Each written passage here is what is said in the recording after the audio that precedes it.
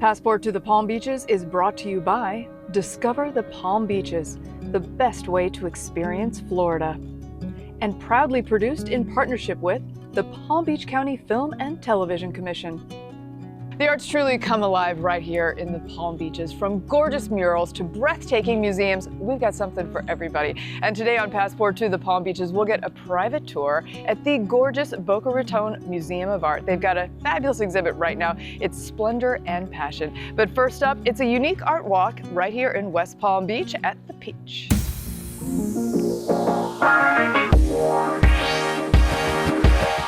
Welcome to Passport to the Palm Beaches, where we dream, discover, and explore. So where are we going? Any place your heart desires. Ah! Get your hands off my booty! We'll give you an insider's look at everything the stunning Palm Beaches has to offer. All right, you did it! America's first resort destination is adorned with miles and miles of gorgeous tropical white sandy beaches. Look how gorgeous this is. I mean, only in the Palm Beaches. World-class golf. You're good. Museums. Welcome to the spectacular Flagler Museum, one of the absolute must-see destinations when you're here in the Palm Beaches. Extraordinary people. So what do you think? This is amazing. Luxury real estate. Now this is truly the American dream. Shopping. We're here on my very favorite street. It's Worth Avenue. This is just gorgeous. And an unexpected wild side. Oh. Well, I don't know about him, but I'm having a blast. It is the ultimate playground. Wow! Don't settle for the ordinary. Oh my goodness!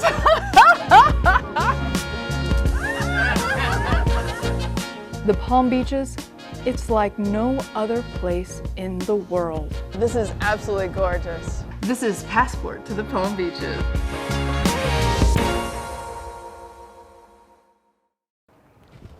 Welcome to the Peach!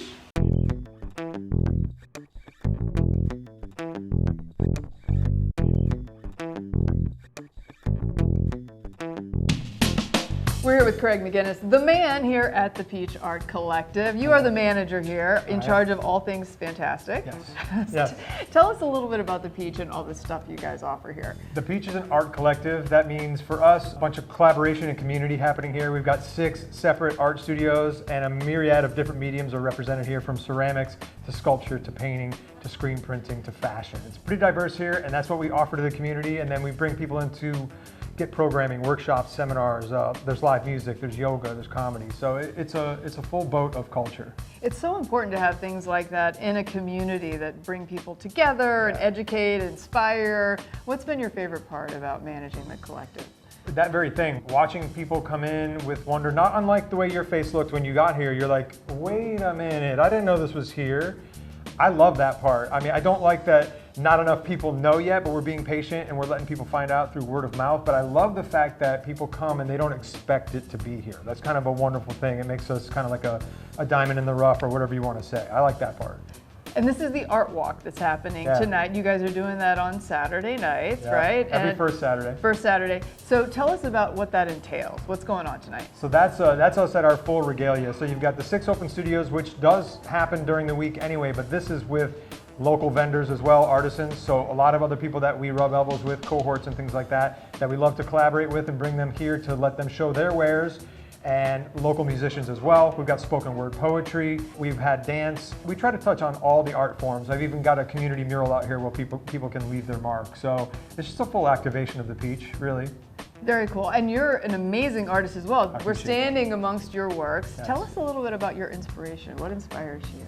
Right now I'm in a series on this side is of doing faces, trying to bring about beauty and energy through just simple forms, simple faces, often with the eyes closed. And then I've got some more dark, strange, weird, pop, surreal kind of things. So I've come from both of these places. Having gone to art school, I have commercial teachings, but having been a weirdo growing up and still a practicing weirdo, that's where this stuff comes in. And I like doing both. I'm kind of a split personality, so both of these things happen simultaneously.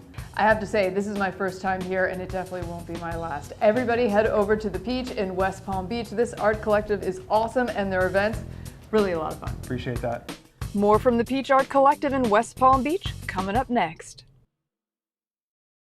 Passport to the Palm Beaches is brought to you by Discover the Palm Beaches, the best way to experience Florida.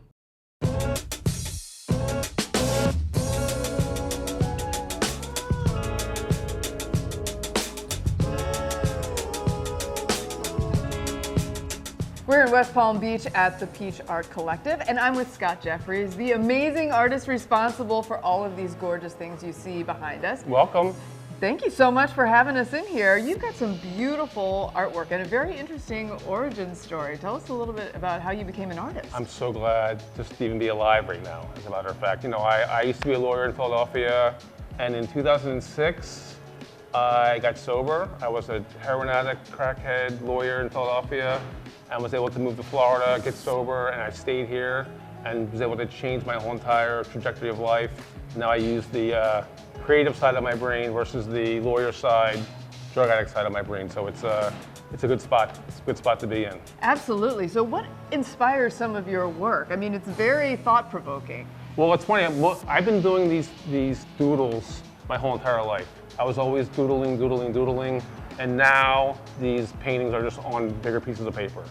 And they over time have developed into like levels of like about connection with each other, joy, color, happiness, and all these different things. If you look at some of the different paintings, it's about how, you know, we are all just kind of on the same planet riding together into whatever sunset you're looking for. But it's fun.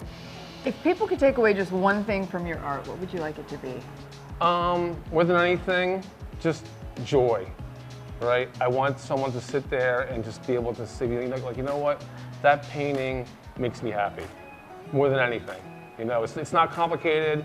It's not something you have to like, I don't want you to think too deep about it. I want you to see yourself in my artwork. I tell people all the time that my artworks are mirrors. So it's not really what I see, it's what you see. And if you see joy one day, it's joy. If you see sadness one day, it's sadness. But it changes with your mood, not my mood. Thank you so much, Scott. Stick around, everybody. We're going to have more from the Peach coming up next on Passport to the Palm Beaches.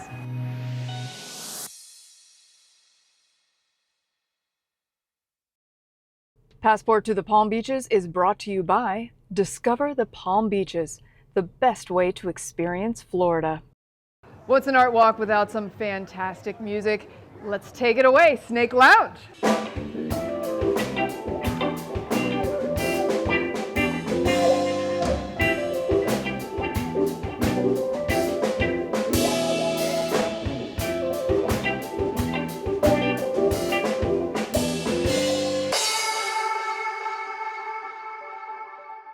We're with Cass O'Brien at the Peach Art Collective. She makes all these beautiful ceramics. Thanks for inviting us into your gorgeous studio, Cass. Thank you so much. I'm so happy to see you all. You make such beautiful pieces. They look like movement is happening, even though they're stationary. Can you tell us a little bit about your collections? Yes, of course. Well, I started out with the anemone, and I'll throw the form on the potter's wheel, and I hand roll each little spike that comes off, so a part of me is in each piece, and definitely inspired by the natural world. My son and I would go out paddleboarding when he was young, and he would dive down and bring things up from the bottom. So both of us just fell in love with what was going on in the ocean. And also I'd love to run, and going through the trails, I'll find leaves and always have my pockets filled with little things coming back from a run, and definitely inspired by all my little hikes and runs through nature. What do you think makes this community so special? I mean, the Palm Beaches is pretty great. It's Yeah. very community oriented. People are very supportive of one another. And what do you think drew you to this area? Exactly that, but also Georgia Avenue, it's like our design district. And there's some amazing stores, one-of-a-kind treasures from like Devonshire, Casa Gusto, McGrath, just really amazing, amazing one-of-a-kind treasures that you can't find anywhere else. Dixie Highway with all its antiques, just fun stores. We could be anything.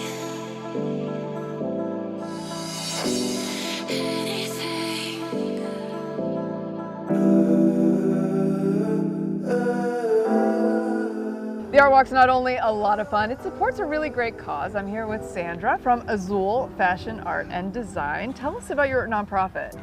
So we offer opportunities to adults with disabilities to discover their creative talents and to start their own business in fashion, art, and design. That's really, really cool. How did this all get started? Well, these got started back in 2018, and it's because my family work in retail, and I was able to mix my passion of fashion with supporting the community with adult with disabilities. What's been the best part of doing this? I imagine it's like joyful every day. Yes, we host annually 2 fashion festivals where adults with disabilities sell the clothes that they make to the public, and to see them like doing the exchange in money and having the community wearing their clothes, it has been great. Also, we host fashion shows where they also model their own clothing, so their smile, the dignity, the empowerment that they experience is what fulfills our hearts. Everything is so beautiful. I wanna drop it down low. We've seen some great art. Now it's time for some great food. Right next door, we've got Bradley with El Segundo. Hi. I hear you have like some of the best tacos, cheese dip, all kinds of great food. Yeah, so we are here in South Florida. I would consider West Palm Beach over here, part of the subculture restaurant group, along with the Peach. We are actually here on the Art Walk event that happens every first Saturday of the month. Starts at 5 and goes till 10 o'clock. So I am here to serve tacos and beverages while the artists are here to show activities, their own art, and a bunch of live music. Awesome. Well, speaking of, let's give some a try. All I'm right. getting hungry from all of the walking around. We're gonna start with the cheese dip. It is pimento cheese dip, so it's a riff on a southern classic with a charred corn elote inside. Good, right? Yeah, definitely a fan favorite. So we have a smoked brisket taco that we actually have a spice crema, Colombian ají. This is not going to be easy. All right.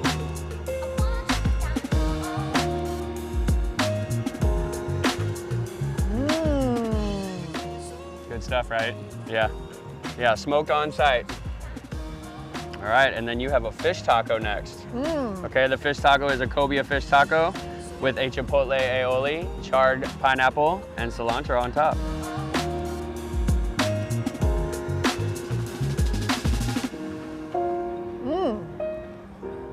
Good? Mm-hmm. There's plenty of tacos. For being street tacos, they're pretty large tacos.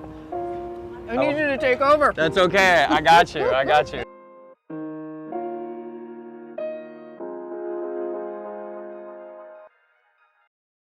Passport to the Palm Beaches is brought to you by Discover the Palm Beaches, the best way to experience Florida. And proudly produced in partnership with the Palm Beach County Film and Television Commission. Welcome to the Boca Raton Museum of Art, celebrating its 75th year. This is truly the cultural heart of Boca Raton.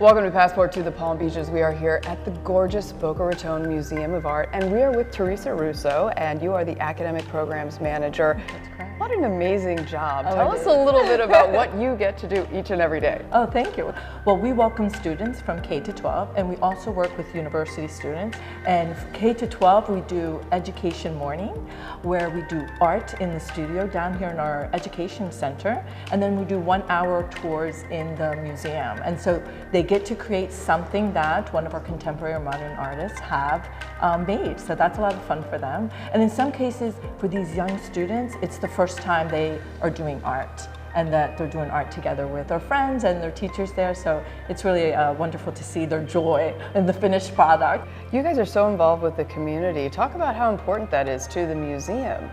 Yes, we really welcome all students and everyone here in the community. We have great programs for students in that everything is free for them.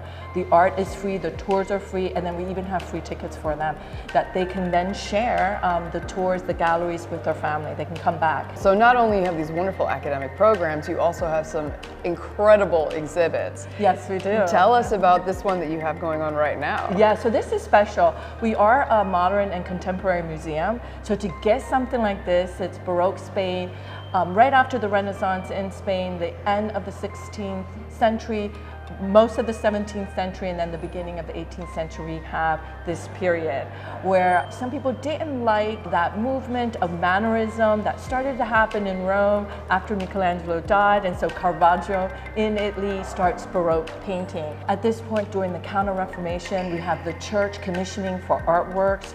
We have Toledo, a very important diocese in Spain. That's where El Greco will go from Italy to work. And then we have the monarch that is of course needing paintings to promote themselves, to show their splendor. So as I've been telling family and friends, the monarchs and the saints are here now for 5 months in Boca Raton, actually South Florida, and I don't know if this will ever happen again. We have 5 El Grecos and 3 Velazquez.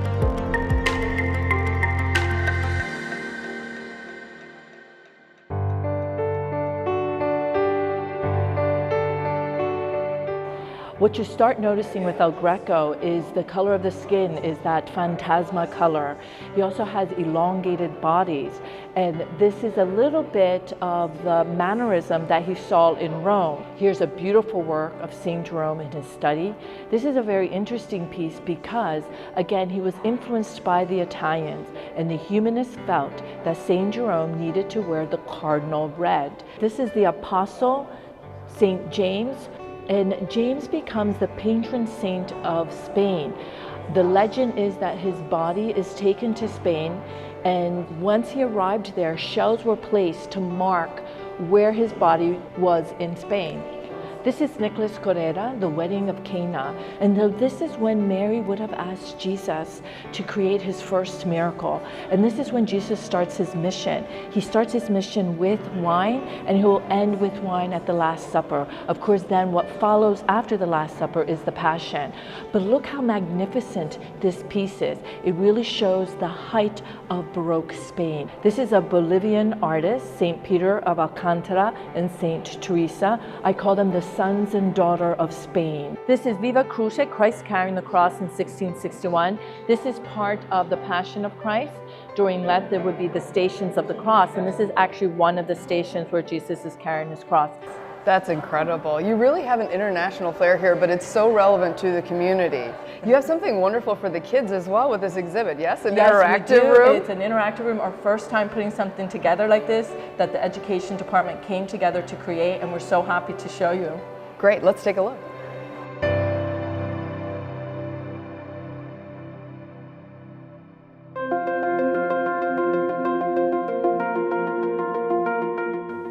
It's time to imagine and inspire. We're in the interactive room. Tell us about the first stop in the room, these great fun facts. Yes, so the Department of Education, we got together and we thought, what can we do to, like you said, lighten it up a little bit and give families a break and a time to reflect on the signs and symbols and everything that they're seeing in these paintings. You also have this super cool Design a Still Life based on a painting that you have right here in the museum. That's right, and then we had our artist Timothy Letzner who created these beautiful, he did the designs, and then we had a designer take these and made magnets out of them. And you can create your own still life. That's so cool. I think you have something to tell us. This is so cool. Yeah, I love this, the mixed emotions. I love a good puzzle. Yeah, so you can, these are portraits, of course, in the exhibit, and you can take these and make your own portraits. Mix and match. Yeah, you can do pretty much anything you like. I love the emojis, a nice modern touch. A little earlier we were discussing the importance of portraits and the times when people generally were seeking to have them made. Can you share with everyone? Sure. So if you have a loved one that will be away, especially men going away to war, you'd have a portrait to keep them near you in painting. And then also if someone has passed away, you would have a portrait of that person. Very nice. And so this is a way for you to superimpose your own face onto some of these iconic portraits. Yes, yes. And again, these are all in the exhibit. Here is a knight, and in a Milan style of armor with that sash again. And you can look in the mirror and then have someone take pictures, and you can see yourself. As a thank you for watching, head over to my website, jackjourney.com, and apply this special promo code for our viewers, I Know Jack, for a fabulous reduced price on my Clean Skin Elixir Youth Potion number 9. Do it now. This is for a limited time only while supplies last. Your skin will thank you for it. It fights the signs of aging, keeps your skin hydrated, and protects it from environmental aggressors. We'll see you again next time for more Passport to the Palm Beaches. Check out all of our other episodes on demand at thepalmbeaches.tv.